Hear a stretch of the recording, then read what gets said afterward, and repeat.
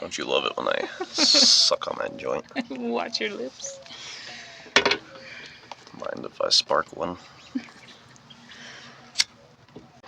I was thinking on our little wacky adventure that, or at least afterwards, once I was settled down at the bar and eating and stuff, that, maybe that's just how the universe works, like me avoiding the police and sheriff, by completely taking a whole back route and taking 5 minutes out of her time instead of just driving another block past the police and just parking. Because even if I would have just driven past them and just parked on the street, boom, right there. But no, I decided to take a long route just so that I wouldn't possibly get pulled over. So the universe then set a bunch of little things to derail the night because I chose to try and avoid what could be fate and getting pulled over. So either way, karma, doesn't matter if you want to take all the safe routes, it'll come around and get you some way or another. Yeah, that's an interesting way to think about it. So you can't avoid that shit, you just gotta do it or not. And you can't get anxiety about it because it's just how things are, like, I don't know. So, yep, Yeah. just lessons to be learned.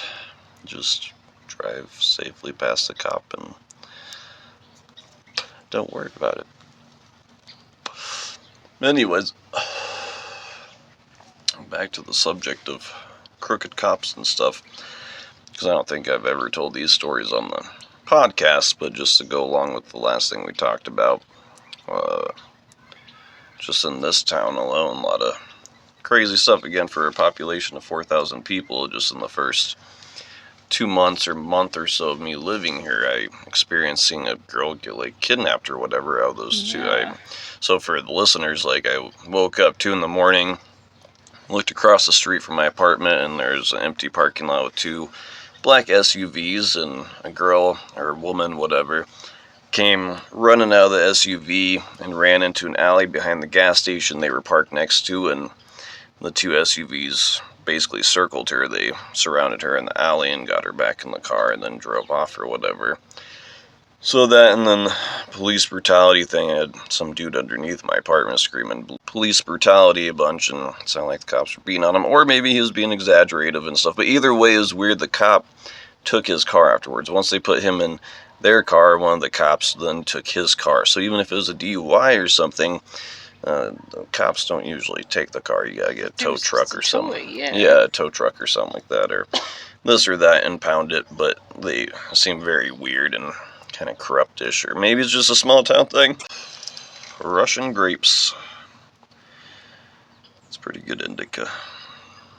I want to talk about some wacky shit, speaking of Russians and stuff, though. Let's talk about when Nazis first went to Antarctica.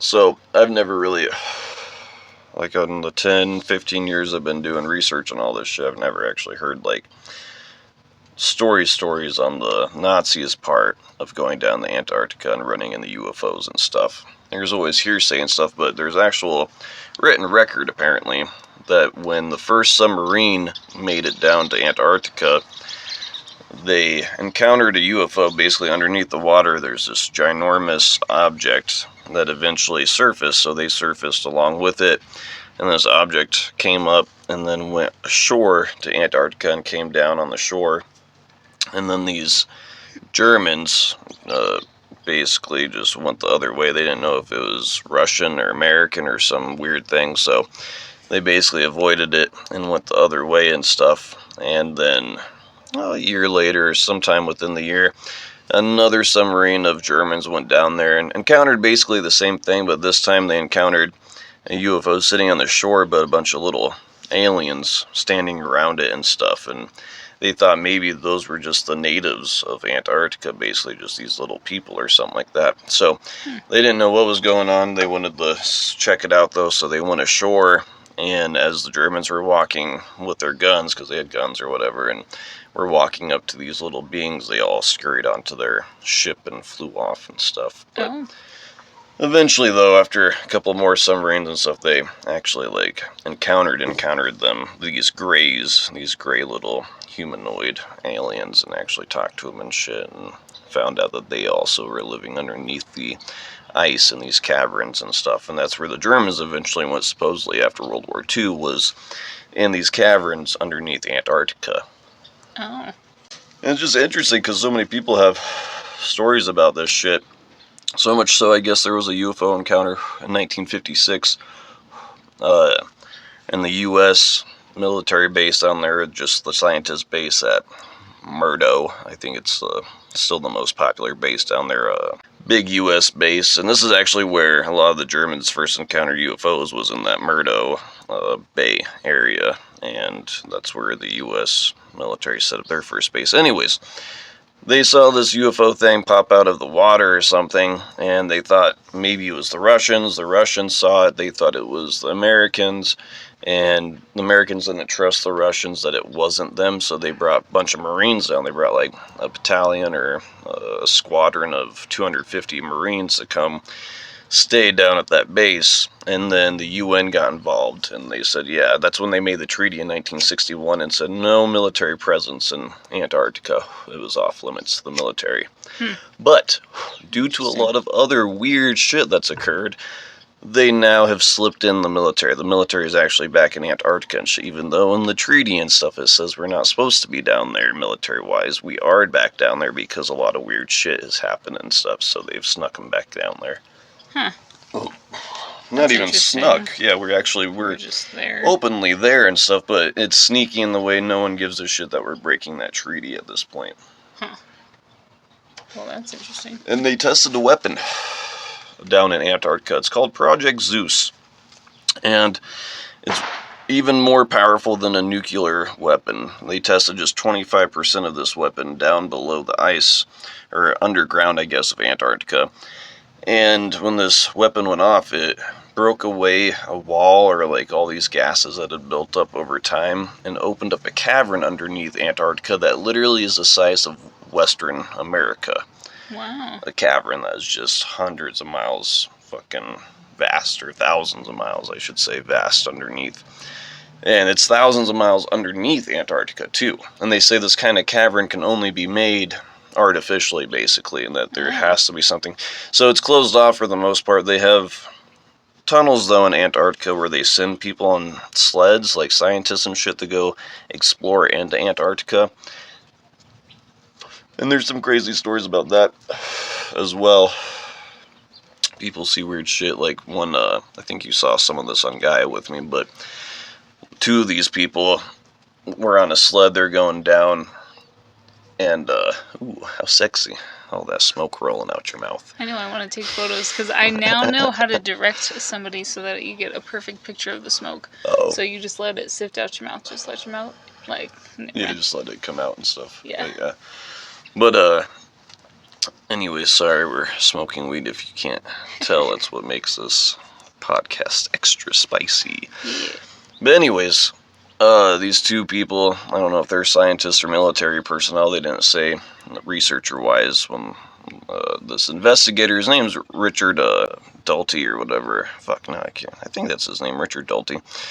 He's a naval researcher or whatever. He's been looking in the UFOs and all this shit. He was part of the Navy, and then he went to go do secret researching and investigative reporting, I guess I should say. And so a lot of this stuff is in his files and shit. But he didn't specify whether or not they were military or civilian. And these two people went down this tunnel, and then there's this side tunnel that no one had seen before that just looked random, and so they reported it to the command base and said, hey, there's a side tunnel, and they're like, okay, you finish going down, and then when you come back up, you can go down the side tunnel. So then they went down the side tunnel, and it was like a 100-foot dome room that was like all lit up and stuff, and it looked like they had like holographic pictures on the ice wall, and it was just pictures of like other planets, like probably where the Greys were from, and then also some like video and pictures of Earth and places on Earth. And then there's like a hologram of gray aliens looking at them, and they look real. These people were freaking out because they thought real aliens were staring at them, but then they realized it was all holograms and shit. And they couldn't tell how the room was lit or anything like that. It just happened to be just naturally glowing and stuff, and they eventually felt all weird and tingly, and they had to get the fuck out of there because they felt like they were about to pass out. They thought they were getting lack of oxygen or something like that. But anyways, do that. Oh really? Well, there's like a crystal cavern, like in Mexico or something like that. Do you remember listening about that on a podcast In Mexico? or something? Yeah, that huge one because it's crystal, so it's naturally heated, and Very hot. so maybe there's one that's naturally lit by crystals or some shit. That's what I was thinking. Anytime people have talked about Inner Earth or Garthans, Atlantis, and shit like that, and even other stories that we'll talk about later in Antarctica, seems like there's crystal energy lighting, like they use crystals basically to light things up and shit. Even in the Book of Enoch, he describes a crystal room when he gets taken into this flying saucer or something like that, and it's all naturally lit. So that's what I was thinking too, and not the tingly part, but that coincides with me thinking the light, though, was from crystals and shit. Yeah. So supposedly they took a bunch of pictures. They told them, the base or whatever, is like, yo, take as many pictures as you can. But when they got back to base after feeling weird and shit, there's no, like, they showed them pictures, but nothing was on the camera. So weird shit like that. Again, I don't know if it's because we can't, physically comprehend it, or our cameras can't even, process it because it's not on our dimension. But, yeah, just an interesting, fun story. Again, not a lot of proof to this story besides researchers and hearsay from Antarctic, researchers and scientists and shit, but yeah, still interesting nonetheless. Yeah. Oh, I wonder, because speaking of Antarctica, there's a hole that the military whistleblowers have always talked about that they're supposed to avoid. Like, you're supposed to take a certain route around Antarctica so that you avoid this huge hole that's basically in the middle of Antarctica. And the only reason I know that, or like that's known, is because whistleblowers have accidentally taken, like, there was an emergency once and they said, fuck that, we're not taking that long ass route, we're going to go straight through. And they went over this big, like, cavern or cave thing that went into Antarctica. And I wonder if that's related to Admiral Byrd, when he got sucked into this cave or cavern, and he went in, and there's these Nordic beings, or whoever they were, that were telepathically speaking to him and shit. And I didn't realize Admiral Byrd reported this. He reported aliens, basically, like flying saucers, being our next enemy, or next concern, that these beings with saucers that can go pole to pole within a second or whatever, that's going to be our next feat. He said that in Argentina when he came back from Antarctica. Anyways, that was only 2-3 months before Roswell. He reported this, that there was flying saucers basically, and then boom, Roswell happened just like 4 months afterwards. So it's interesting. Yes, timeline wise, I didn't realize how boom, boom, boom, boom everything was. Like, as soon as UFOs started getting reported after the atom bombs went off, it just everything came after that. Roswell, and then the Antarctic Treaty, and then us getting all this technology and testing missiles in New Mexico. Like, yeah, we're testing missiles in New Mexico right after a supposed Roswell alien crash and shit. Like, where do you think we got that fucking technology to even do these missile launches in sand, or the white sands of New Mexico and shit? So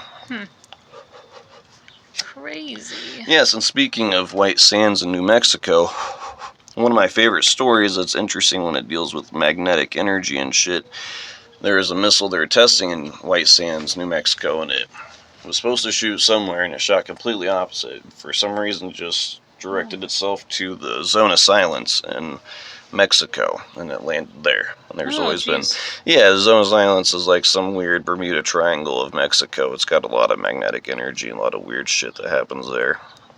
That's where Native Americans from South America and North America would actually meet. They would congregate in the Zone of Silence, and that's where they would talk to the gods and meet up and figure shit out. So it's like a portal? Yep. Something. But anyways, it's... Ley line? Is it on a ley line? Possibly, but I think it's just like Skinwalker Ranch and shit when it comes to missiles and stuff, and how missiles are always getting redirected and all this shit. Something with the energy in the atmosphere, gravity, or magnetic energy is fucking with these missiles and shit. Yeah, that's interesting. Yep. That makes me kind of want to watch some Skinwalker Ranch. I know, or something like that. Something new, yeah. I know, right? That one show was really good too, that side show where they went to other ranches and shit like that. Yeah, that was interesting. Man, there was something I was going to tell you and I totally spaced. No. Damn. I had a good comment, but never mind. Guess that's the downside of smoking weed during a podcast, too. Yeah, the thoughts just float away in the wind. Fuck, that was a big lightning. And to any listeners that are, like, true listeners and stuff and actually listen to all of our shit, it's funny to me. Ooh, Thor is banging his hammer. But, we have new listeners that are, upset about the smoking and stuff in the podcast. And if you're a new listener, just know that's like that's the point of this podcast, is seeing where our minds go on the influence of psychedelics and THC and shit like that, because it sends your perspective in different ways and stuff than, normal podcasts where they just sit and talk and shit like that. We're trying to take it to another level and depth that other people don't take it. So, yeah. If you don't dig the smoking, then, it's, like I said, it's not going to stop. It's part of it. That's how I'm going to get deep into this shit. Even if I had to take edibles, that's still how I'm going to get into the shit. I can do it sober, but you're going to really hear me ramble and get into some wacky shit when it's the stoned ramblings and stuff, so. Yeah. I know my regular listeners know that and shit, so. Makes it fun. But yeah, so just so you guys know, that's just how it started. Me and Nikolai smoking weed and talking shit and stuff about crazy stuff, so. But now, on our podcast, you guys can comment. We can actually communicate a little bit better now, so always feel free to comment and give any suggestions or theories or whatever, because I love hearing other people's theories. But, yeah, it's getting windy. Yeah, dude, look at this cloud coming in. It's the shelf or whatever they call it of the cell, maybe. Yeah.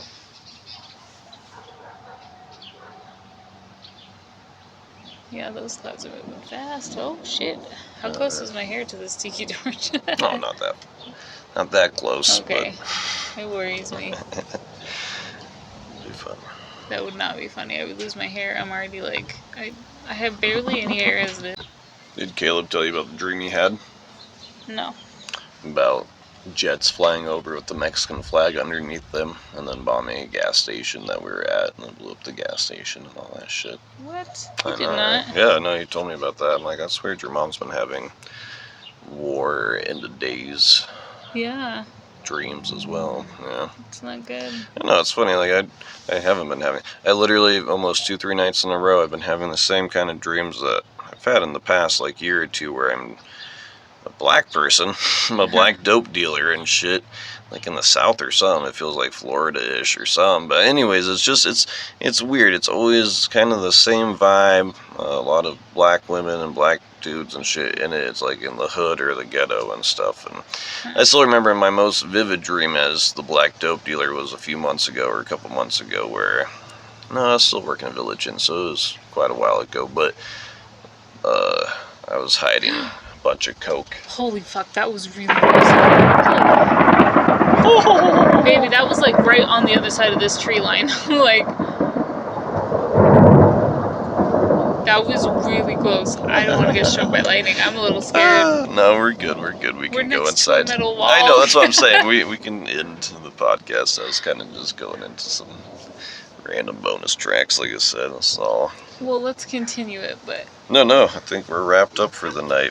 Oh, but you were... Tell your story. Oh, honestly, it's not even important. It's just interesting how we dream like that. What is it? Is it past lives, or is it just our subconscious going? Because some of it's so familiar. I always go to the same places, whether it's the same apartment or same this or that. It's always... You can feel it, too. It's always the same shit.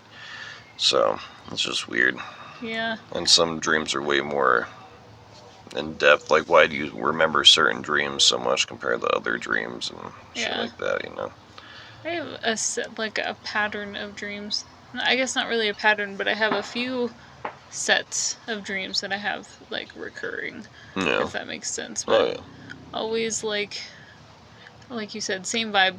But it's different locations every time, but it's about, ghosts and shit. I always think there's shadow people or something, but I can't look at them, otherwise that makes it real. Yeah. So I have to avoid it. But it's always in different places, weird hotel, and then, a house that we were going to purchase together, my family, which was weird. Yeah. And all that, but, so there's like multiple of those ones, just different houses or different locations every time. And then same with the tornado thing, always. That's a nightmare. Huh. And then losing your teeth and spiders and losing shit. your teeth, yeah. That one's like the worst one. I haven't had one of those in a long time though. It's really great because God, that's awful. And yeah, spiders and bugs touching me. That's a recurring one. Interesting. Yeah, I don't have too many with like weird shit like that, like little things that reoccur. I know, mine are just, well, the other one is me trying to photograph some spectacular event and not being able to capture it, like my camera malfunctions or something like that, because it's always like some phenomenal planetary thing, like literally every time I dream this, it's some beautiful landscape, like we're somewhere vacationing or something, and then like the galaxies are like lit up in the sky and stuff like this, and I'm like, wow, I should really photograph this is cool. Yeah. And my camera malfunctions, but there's like different scenarios of what I'm trying to photograph, and then my camera malfunctions. Because it's trying to show you that you just need to enjoy the moment. You don't need a camera to capture it when your memory will capture it for you if it means enough to you. I know. So, yeah. One of my favorite, though, that I'll never forget, I had to draw it as soon as I woke up, was that Inner Earth dream where I was inside of Inner Earth. And that was before I really got into the Inner Earth thing. That's what really set me into all that shit. And I was doing a lot of shrooms and stuff, too, at the time, so I don't know if that's what pushed it. I don't know. It felt so real, though. It was so unique. Like, I don't know how to put it. It wasn't even like a dream. It felt... I don't know how to put it, but it was incredible seeing the landscape slope in front of you and stuff, and oceans around you, but yet not falling inwards. Like gravity was. I think that's how it works. I think gravity pushes out. Pushes out and in or whatever. So from inside Earth, it pushes out, and outside of Earth pushes. Or what if we are inside of Earth? I don't know. That'd be crazy if we were the inner Earth beings. Yeah. And Inner Earth would really make sense if Earth was flat. Nah, I'm just kidding. We won't get into that. I'm going to rewatch this documentary, though, and I'm going to get back at you guys about some even crazier shit. Oh, no. Also involving Admiral Byrd and stuff, too, because I guess Admiral Byrd, a lot of flat Earth theorists use his diary and stuff as... because there is some weird shit he talks about how Earth is... technically like shrinking. He basically made it to the edge of the firmament. That's where he met these people and stuff, is where the Earth comes down and stuff, and there's a whole ending spot. And supposedly there's people that have legit been in submarines and gotten like stuck. They'll see an ocean past the ocean, and they're like, we want to go there, like what the fuck is that? And then they just can't. They're like stuck. They have to go back and shit. And there's like stories of even airplanes and other things like that having to do that too. It's like they're running into like something that's invisible almost. And yeah, same with missiles. They shoot rockets in the sky and try to break through the firmament. The highest rocket ever shot that was supposed to go to space, basically go into the Earth's atmosphere, it got stuck, like, and got stuck kind of in something, like on Skinwalker Ranch, and then came back down. This is like something killed it, stopped it. Just like on Skinwalker Ranch, how there's that spot that they shoot rockets into, and it fucks them up or makes them go in different directions and shit. There's something like that going on. And what if that's a thing? If, like... Because in masonry, they talk about there's 4 pillars to Earth. There's 4 corners, basically, the Earth, and that's what keeps the firmament is. And they depict these pillars as angels in a lot of their artwork and shit like that. And you see it even at the Denver airport. They've depicted the same thing, firmament-wise. And it comes to an end. So there's supposedly 4 different spots in Antarctica and Greenland are 2 of these pillars, and there's 2 other spots. So I think maybe if the firmament and this resistance or this atmosphere that keeps the outer ocean away from Earth, it's got spots around the Earth holding it up or something. There's firmament spots or something, just like Skinwalker Ranch or some shit like that. Interesting. Yeah, and think about it. God released a flood upon Earth. So let's say the Ice Age wasn't the cause of the flood, which it was scientifically. But in the Bible, he makes it sound like he released the firmament and he let the waters above come onto Earth and wiped us clean. Huh, interesting. And that's what they say in the Bible, that God separated the oceans from above from the oceans below. Really? Yes, with the firmament. He talks about the firmament all the time.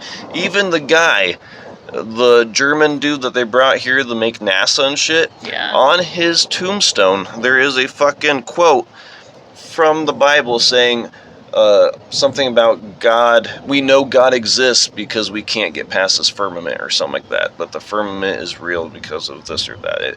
But the quote from the Bible that he has on his tomb mentions firmament. Interesting. Yes. And people talk about it all the time. Bill Nye the Science Guy, he has said multiple times, Earth is a closed system. You cannot leave Earth. And he's a scientist and shit. So. Yep. Not saying flat Earth is a thing, but honestly, there is something to it. And like I said, I will get back with that wackiness another time.